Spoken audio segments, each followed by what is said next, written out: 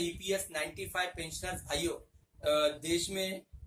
मुझे पता है ऐसा कोई राज्य नहीं जहां पे ईपीएस 95 पेंशनर नहीं होगा। बट इतना ये है कि सिर्फ ईपीएस 95 पेंशनर को पता होके नहीं चलेगा, तो देश में समस्त जनता तक भी हमारी बात पहुंचनी जरूरी है। और गए साल यही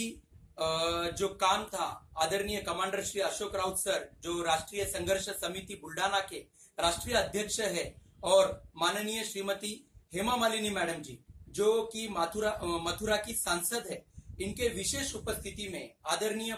प्रधानमंत्री जी श्री नरेंद्र मोदी जी के साथ जो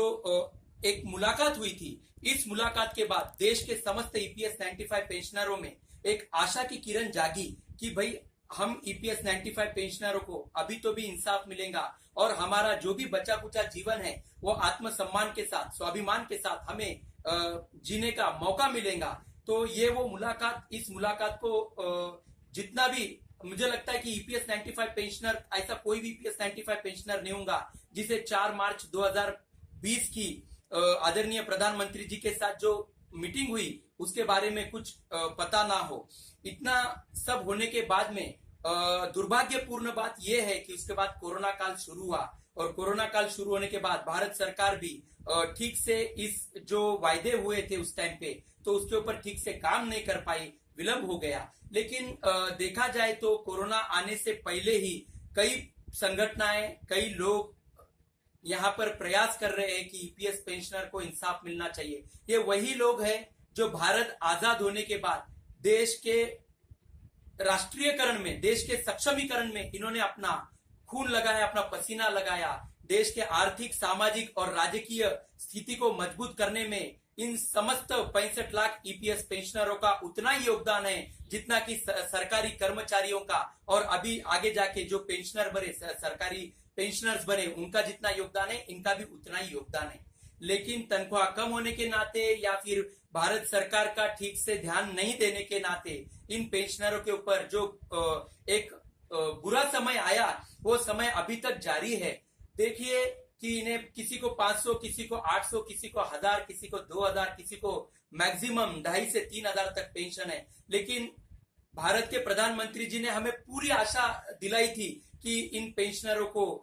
जो भी हो सकता है, इन्हें यहाँ पे आत्मसम्मान के साथ जीवन जीने के लिए हम भारत सरकार कुछ ना कुछ सकारात्मक निर्णय जरूर लेंगी। तो ये सब होने के बाद में हम पूरी तरह से राष्ट्रीय संघर्ष समिति बुल्डाना और उनके हर एक प्रयास के ऊपर हम उनको प्रोत्साहित कर रहे हैं, और हमसे जितना हो सकता है हम भारत सरकार से भी आशा भरी नजरों से देख रहे हैं। और ये जो बुजुर्ग लोग जो अनशन आंदोलन कर रहे हैं बुल्डाना में, 860 दिन से भी ज्यादा हो चुका है। लेकिन मेरी भारत सरकार से विनती है कि अभी तक पेंशनरों को इंसाफ नहीं मिला, और राष्ट्रीय संघर्ष समिति दिन रात भारत सरकार से टच में रहने की कोशिश कर रही है कि पेंशनरों को जल्द से जल्द इंसाफ मिले। और मैं ये वीडियो में बात करने का रीजन एक ही है कि मैं चाहता हूं कि भारत सरकार भी थोड़ा सा कामगारों की तरफ, खास करके ये जो पेंशनर है, इनकी तरफ देखने का थोड़ा सा उनका जो दृष्टिकोण है वो बदलने की कोशिश करे, क्योंकि ये वही कर्मचारी है जिन्होंने भारत सरकार को हर समय, भारत सरकार के समस्त नियमों का, उनके दिए गए लॉ एंड ऑर्डर्स का पूरी ईमानदारी से पालन किया है। ये कोई रास्ते पे उतर के जो अन्य जो आंदोलन करते हैं, जो बस तोड़ करते हैं, बोलिए सरकारी प्रॉपर्टीज का नुकसान करते, ऐसा कभी इन कर्मचारियों ने नहीं किया, क्योंकि इनको अपना पेट पालना है, अपने परिवार के भी भविष्य के बारे में सोचना था। तो भारत सरकार को सक्षम करने में, देश के लोकशाही को सक्षम करने में इन समस्त ईपीएस 95 पेंशनरों का बहुत ही बड़ा रोल है। अगर भारत सरकार थोड़ा सा यहाँ पे ध्यान देती है तो उन्हें भी पता चलेगा कि ये ईपीएस 95 पेंशनर का योगदान क्या था। लेकिन ठीक है, कोई बात नहीं।